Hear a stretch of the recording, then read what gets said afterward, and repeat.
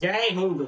बता दूं कि अभी आप लोग सुन रहे होंगे कि बिहार में ई श्रम कार्ड पे 3,000 रुपए की सरकार महीने के तौर पे देगी। इसके लिए आपको ई केवाईसी कराना जरूरी है। ये बात इतनी सच्चाई है, हम इसका पूरा तथ्यों के साथ जानेंगे कि ये बात सही है, या जो लोग बोल रहे हैं कि मेरा तो पैसा आ गया, 5,000 तक भी मुझे पैसा मिला है। तो इन सब चीजों में क्या सच्चाई है? क्या सभी को ई श्रम कार्ड की केवाईसी कराना जरूरी है, या कुछ ही लोगों को ई श्रम कार्ड का केवाईसी करना है? केवाईसी कराने पे क्या आपको 3,000 रुपए सरकार देगी या नहीं देगी? सारी चीजों को हम पूरा डिटेल्स के साथ बताने वाले हैं। तो इस तरह के वीडियो पाने के लिए हमारे चैनल को जरूर सब्सक्राइब करें। देखिए, सबसे पहले चीज हम बात करते हैं कि ई श्रम कार्ड है क्या। देखिए, ई श्रम कार्ड एक है, पता होगा कि कोरोना काल में बहुत सारे लोग बाहर से अपने अपने राज्य में चले आए थे। तो उस समय एक केंद्र के सरकार के पास एक डेटा ही नहीं था कि हमारे पास किस तरह के वर्कर है।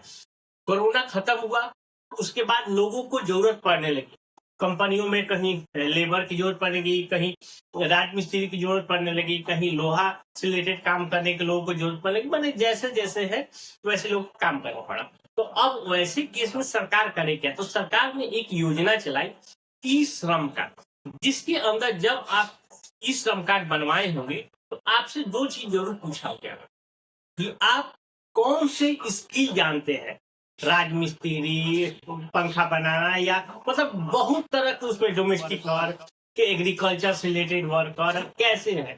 जिससे क्या हुआ कि सरकार के पास कम से कम एक आंकड़ा आ गया कि मेरे देश में इतने पर्सन है जो कि सीमेंट से रिलेटेड काम करते हैं, इतने रिलेटेड पर्सन है जो कि मजदूर है जो खेत में काम कर सकते हैं, इतने वर्कर है तो लोहा फैक्ट्री में काम करते हैं, इतने सीमेंट फैक्ट्री में काम करते हैं। मतलब एक तरह का उनके पास डेटा आ गया, ताकि जब बाद में सरकार को जैसे जैसे जरूरत पड़ी वैसे या तो आपको फोन के माध्यम से या कोई और माध्यम से आपको वो कांटेक्ट करते और आपको जॉब दे सकते थे। तो इसलिए ई श्रम कार्ड तभी सरकार ने बनाया था। पूरे इंडिया में ये ई श्रम कार्ड बना हुआ है, जो कि कोरोना काल के बाद एक सरकार की योजना बना। ये हो गया। अब दूसरा चीज, ई श्रम कार्ड, ई केवाईसी। एक अभी सबसे मुख्य जो बात चल रही है बिहार के अंदर कि ई श्रम कार्ड का आप केवाईसी करवाइए और आपको हर एक महीने 3,000 रुपए का आपका ये लाभ मिलेगा। सबसे पहले मैं आप इस बात का मैं खंडन कर देता हूं कि ऐसा कोई चीज नहीं है, बिहार सरकार के द्वारा कोई ऐसा योजना नहीं है कि आप अगर केवाईसी करा देते हैं तो आपको हर एक महीने 3,000 रुपए आपके खाते पे आ जाएंगे।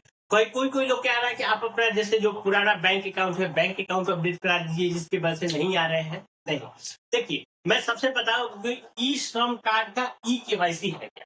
देखिए, ई केवाईसी कुछ भी नहीं होता। ई केवाईसी वैसे शब्द में होता है कि सपोज मान लीजिए मेरा पहले कुछ नाम और था, मैंने अपने आधार कार्ड में उस नाम को थोड़ा सा गलत होने के कारण उस समय ई श्रम कार्ड बन गया। तो अब इस आधार में चूंकि मैंने करेक्शन करा लिया है, तो उसी को अगर आप करेक्शन कराना चाहते हैं ई श्रम कार्ड में, तो उसी को आप बोलते हैं ई केवाईसी। ठीक है, पहला केस। अगर किसी ने मान लीजिए अपना डेट ऑफ बर्थ चेंज करा लिया है आधार कार्ड में, तो वो अगर ई श्रम कार्ड में अपना डेट ऑफ बर्थ चेंज कराया जाता है, वो आपको ई केवाईसी के माध्यम से किया जाएगा। वैसे एक ऐसा केस होता है कि मान लीजिए मैं पहले दिल्ली, बॉम्बे या कहीं और रहता था, अब बाद में मैं वो चीज छोड़ के मैं अपने गांव या शहर बन लिए बिहार में आ गया।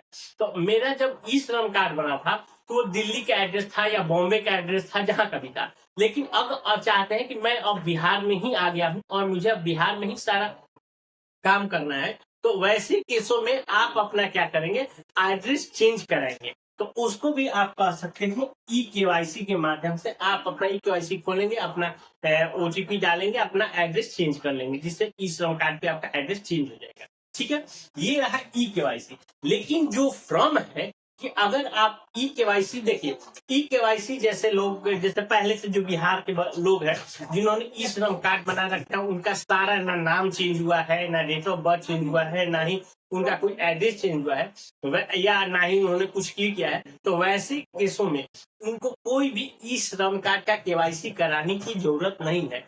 हो रहा है भैया मार्केट में, मैं बता दूं कि ई श्रम के कार्ड के केवाईसी के नाम पे बहुत सारे जो लोग हैं वो कहीं साइबर में जा रहे हैं और वो बोल रहे हैं कि सर मेरा ई श्रम का क्या कर दीजिए। वो कुछ नहीं कर रहा है, वो केवल उनके पोर्टल को लॉगिन कर रहा है।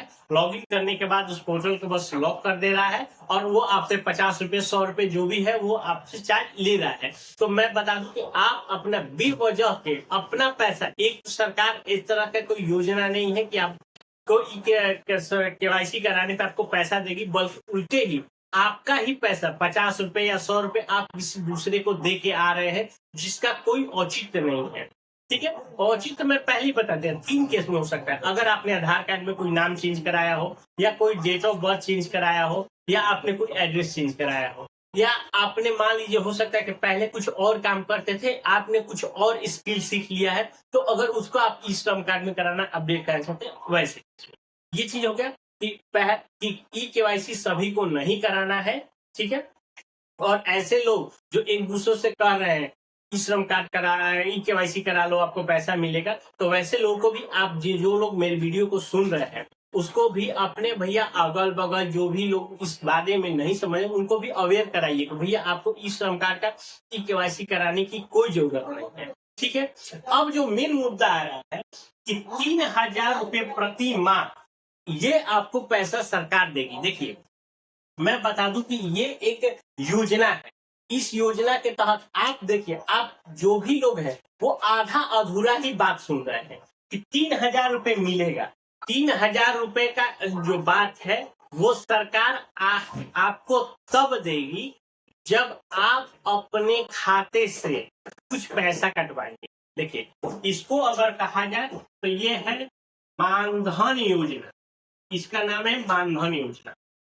इस योजना से अगर आप करते हैं तो समझिए, अगर आप 18 साल के हैं तो आपका 55 रुपए आपका हर महीना कटेगा। आप समझिए बात को।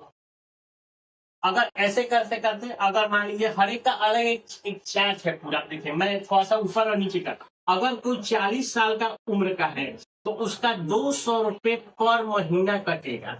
और ये कब तक कटेगा भैया? जब तक आप 60 साल के नहीं हो जाते। जैसे ही आप 60 साल के हो जाएंगे तब जाके आपको सरकार 3000 रुपए पर महीने के हिसाब से पेंशन के तौर पर ये आपको देगी। यही योजना है। लोग इसलिए आप लोग आधा योजना मत समझिए। अगर आप देखिए मानधन योजना अगर आप लेते हैं तो आप क्या करेंगे, मान लीजिए अगर कोई 40 साल का है तो वो क्या करेगा, 200 रुपए आपके हर एक महीने यानी कि 20 साल तक आपको 200 रुपए हर एक महीने आपके बैंक खाते से कटेंगे और तब जाके आपको 3000 रुपए पर महीना आपको मिलने वाला है पेंशन के तौर पे। अगर कोई 18 साल का है और वो अगर करेगा तो सुनिए उसको 55 रुपए आपको हर एक महीने मिलेगा और वो करीब करीब 32 साल तक अपना पैसा जब वो जमा करेगा 55 रुपए, तब जाके उसको 3000 रुपए प्रति माह के हिसाब से पेंशन मिलेगा। यही योजना है जिसके लिए लोग क्या कर रहे हैं, आधा अधूरा बात समझ के चले जा रहे हैं कि भैया कहीं पे भी जाए कि मेरा ई श्रम कार्ड का ई केवाईसी कर दीजिए ताकि मेरा पैसा आ जाए। नहीं, इस तरह से कोई योजना नहीं है। और जो भी लोग मेरे वीडियो को देख रहे हैं वो अपने भैया फ्रेंड सर्किल या ग्रुप में इसको फैलाए, ताकि जो लोग आधा अधूरा बात को समझ रहे हैं वो कहीं जाकर बेवजह के अपना 50 रुपए या 100 रुपए खर्च न करे ई केवाईसी के नाम पे। ठीक है, इसके बावजूद कोई और जानकारी चाहिए तो हमें नीचे कमेंट करके पूछ सकते हैं। मिलता है नए वीडियो में, तब तक के लिए।